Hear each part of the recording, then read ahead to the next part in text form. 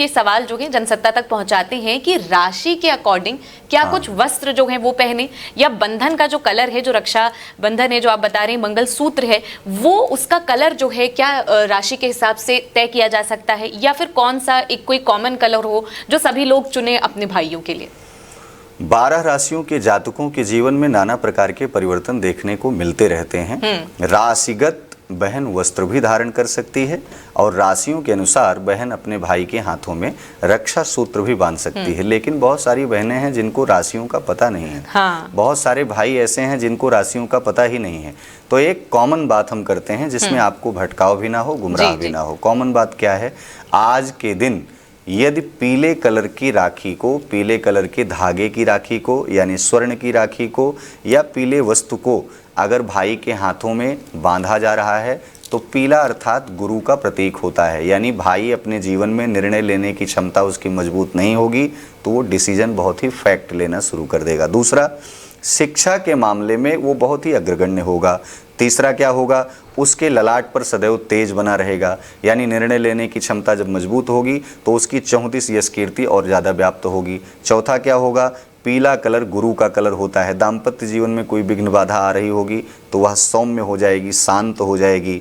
पांचवा क्या है? अगर पीले कलर का सूत्र होगा तो आपके जीवन में उन्नति का मार्ग प्रशस्त करता है। उन्नति के मार्ग पे ही बहन कामना करती है। अब दूसरा कलर आपको बता रहे हैं, लाल कलर। अगर लाल कलर का रक्षा सूत्र बहन भाई के हाथों में बांध रही है तो पहली बात, कोर्ट कचहरी आदि नाना प्रकार के विवादों से आप मुक्त हो सकते हैं। दूसरा विषय यह हो सकता है कि अगर आप किसी ऐसे राजनैतिक या फिर किसी ऐसे परिधान में, परिवेश में आप रह रहे हैं और उस क्षेत्र में काम करना चाहते हैं, सामाजिक या व्यवसायिक, उस दिशा में आपके लिए मंगल की मजबूती होना बहुत ज़रूरी है।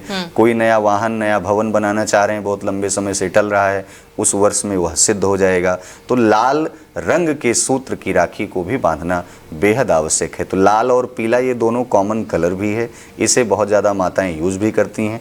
ध्यान रहे, बहुत सारे लोग सफ़ेद श्वेत सूत्र का इस्तेमाल करते हैं, थोड़ा बचना है, क्योंकि हर व्यक्ति मन से बड़ा चंचल है। वो तमाम प्रकार की, नाना प्रकार की दुर्वृत्तियों से घिरा हुआ है। आप उस पीले, उस जो है सफ़ेद सूत्र में पीला चंदन, हल्दी या लाल चंदन कुछ लगा के तब आप बांधिए। सूत्र को मत बदल दीजिए। ऐसा मत करिए कि राखी फेंक दीजिए, वो गलत नहीं है। आप केवल उसमें हल्दी टीका कुछ लगा दीजिए, वो पीला हो जाएगा। श्वेत सूत्र चंद्रमा का प्रतीक माना जाता है। श्वेत वस्त्र चंद्रमा का प्रतीक माना जाता है। चंद्रमा मनसो जातस चक्षुः सूर्यो अजायत। चंद्रमा मन का कारक माना जाता है, इसलिए प्रयास करो मन भटके ना, मन एकाग्र हो। दूसरी बहन भी समाज में रह रही है तो उसकी रक्षा के लिए आपको काम करना है। उसके प्रति आपकी घृणित सोच नहीं होनी चाहिए, आपकी मानसिकता पवित्र होनी चाहिए। तो ऐसे में हमारा मन एकाग्र हो, एकाकी हो, एक दिशा में काम करने वाला हो। इसलिए जितना ज़्यादा हो सके काले कलर की राखी से आपको बचना है। काला हो तो भाई लोग हाथ जोड़ लें, रक्षा सूत्र बंधवा लें, बहन को समझाएं भी। नीला हो तब भी बंधवाएं। नीला बंधवाएं तब शनि की मजबूती के लिए। शनि क्या क्या कराता है? आर्थिक स्थिति को मजबूत कराता है। शनि और क्या कराता है? आर्थिक, आपको राजकीय कोष से जोड़ देता है, राजकीय संपत्तियां आपको प्राप्त कराता है। शनि आपके जीवन में बल प्रदान करता है।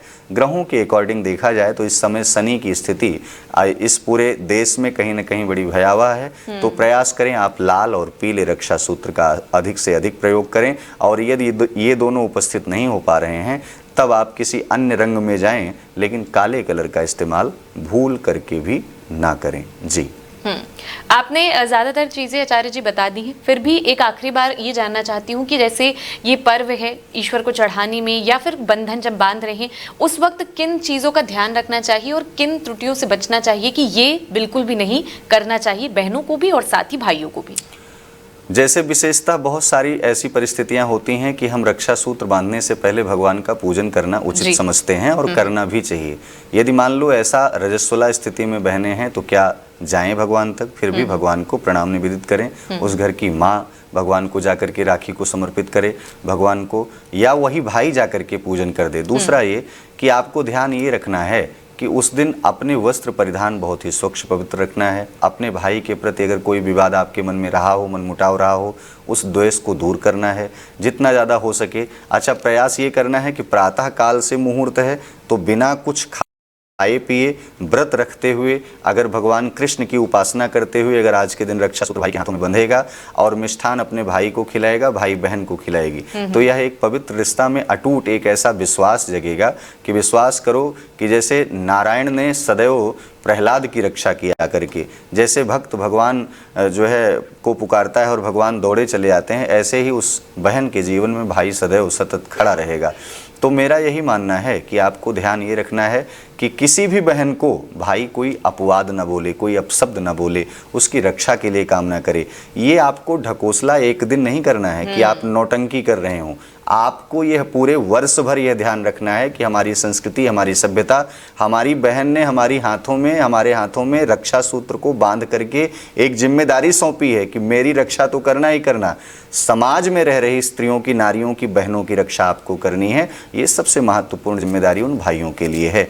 बहनों को भी यह ध्यान में रखना चाहिए कि यदि कोई भाई, यदि समाज में या फिर घर में ही भाई अगर विकट विषम परिस्थितियों में है तो उसकी सहायता के लिए उसके सदैव जाकर के दाहिने खड़े होना चाहिए। एक माँ के तौर पर, एक बहन के तौर पर आपको अपना फर्ज सदैव निभाना चाहिए। जी, तो आपने यहाँ पर जाना कि रक्षाबंधन को लेकर जो भी कन्फ्यूजन है, जो भी आपके सवाल थे, वो सारे सवाल हमने लेने की कोशिश की है।